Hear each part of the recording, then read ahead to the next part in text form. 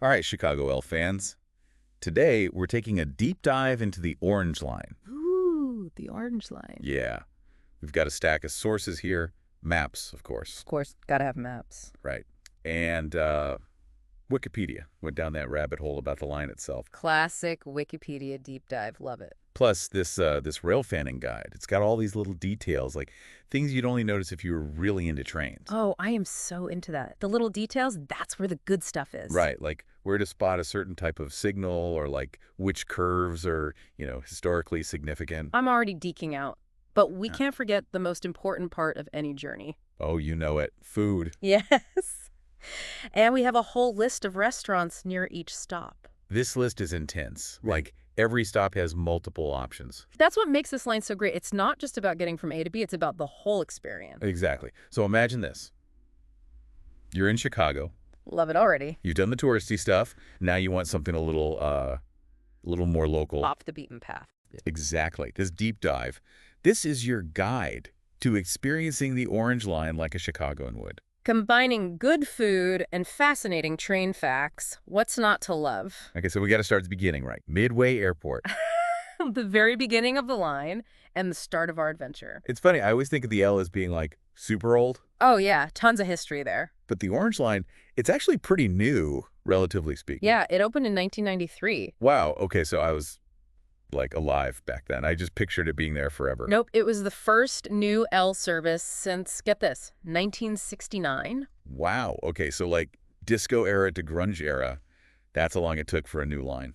And the story of how it got built is fascinating too. The funding came from, get this, canceled expressway projects. No way. Like they were going to build more highways, but decided, let's do a train instead. That's exactly it. Talk about repurposing funds for the better. That's such a Chicago thing too, right? Like the L is so iconic to the city. Absolutely. And this whole color coding thing. Oh yeah, that's in the Wikipedia article. The CTA was already thinking about that back then, Right. like way ahead of the curve. Like imagine trying to navigate a new city without those color-coded lines. Nightmare. Especially for someone like me, directionally challenged and all that. Those colors are lifesavers. But it shows you how, back then, they were already thinking about making the L more rider-friendly. Not just functional, but like easy to use, even enjoyable. Exactly. It's about the whole experience. Okay, so we're on the train, we've left Midway, and now we're rolling through. Neighborhoods. Yes.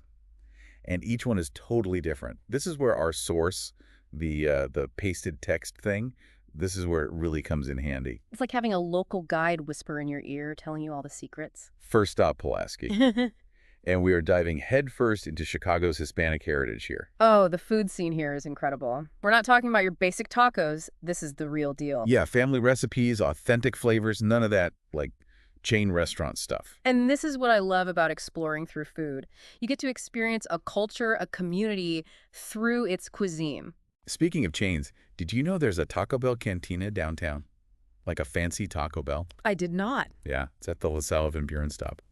I just find it funny, like right in the heart of the city, there's this super modern Taco Bell. It's that contrast, right? You have these old school neighborhood places, and then bam, fancy Taco Bell. It's what makes Chicago so interesting. Always something new to discover. For sure. Okay, so we've had our taste of Pulaski. What's next on our Orange Line adventure? Next stop, Kedzie, which brings us to West Lawn.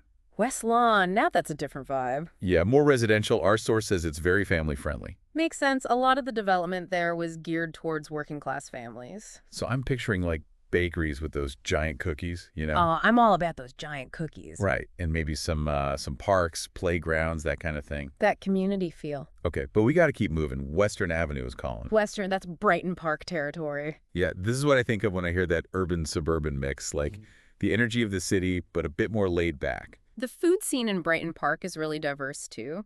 Traditional Mexican, trendy cafes, even some of those, what are they called, gastropubs? Oh yeah, gastropubs, fancy burgers and craft beer, that's the vibe. Brighton Park has a little something for everyone. All right, hold up. We cannot skip Ashland. Pilsen, folks. This is where it's at. The art scene. Yes.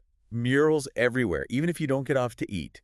Just ride through and look out the window. Pilsen is a great example of how art can revitalize a neighborhood. It went from industrial to inspirational. And it's so colorful, so vibrant. Instagram photo ops galore. Totally. Okay, where to next? Next up is Roosevelt, which puts us in the South Loop.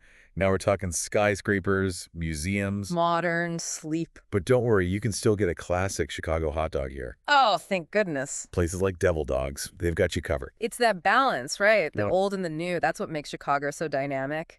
Okay, and then we hit those loop stops.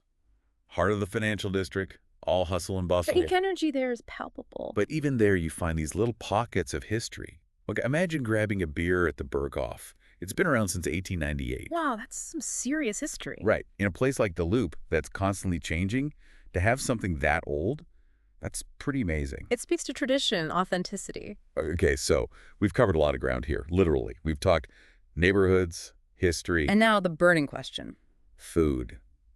We have this amazing list of restaurants, Pages and pages of deliciousness. but it's like overwhelming. We need a theme to narrow it down. Otherwise, we'll be here all day. Okay, so what kind of culinary experience are you craving? Tough one. Part of me wants to go all in on birria. Oh, birria. Excellent choice. Right, that rich, savory meat, the consommé. But then there's that classic Chicago diner food calling my name. The greasy spoon, counter stools, milkshakes. Exactly. Tough choices. But before we plan our food itinerary, we got to tap into your train expertise. This rail fanning source. Yeah. Even I found interesting stuff in here, and I'm no train expert. Oh, lay it on me. I'm all ears. So apparently they built the Orange Line on the cheap, like really budget conscious. Ah, yes, the pragmatic approach. It's pretty common with urban rail projects, you know. Really? Oh, yeah. Infrastructure is expensive. So using existing tracks, that's a smart move. So it's not just about saving money, it's about like making the most of what's already there. Exactly. And it often leads to these interesting routes, you know, like the Orange Line, it doesn't always follow the most direct path.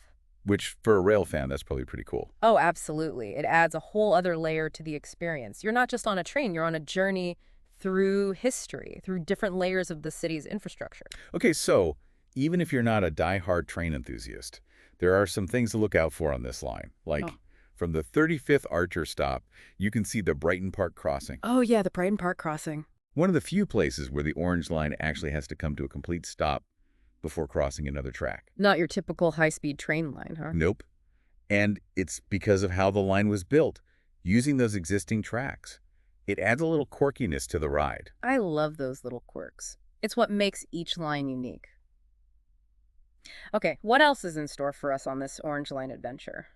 Well, near Kedzie, you can get a glimpse of the Corwith Yard. Corwith Yard sounds massive. Oh, it is massive, huge. It was a major hub for the Santa Fe Railway, like back in the day. Wow, so we're talking like a serious rail yard. Hundreds of tracks, engines, freight cars, stretching as far as the eye can see. See, that's what I love about this whole rail fanning thing. It's like, you look at a map, you see lines. But there's so much more to it. Exactly. Yeah. Suddenly you're not just looking at a line, you're picturing all this activity, all this history. It connects you to the bigger picture, right? Like the rail network, it's not just about passenger trains, it's about moving goods, keeping the city running. It's like the veins and arteries of the city. Exactly. And the Orange Line gives you these little glimpses into that world. It's pretty cool.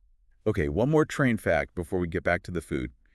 This source mentions the Orange Line was built when budgets were tight. Ah, yes, the funding challenges. Always a factor with these projects. It makes you wonder, like, would the line be different if they had more money back then?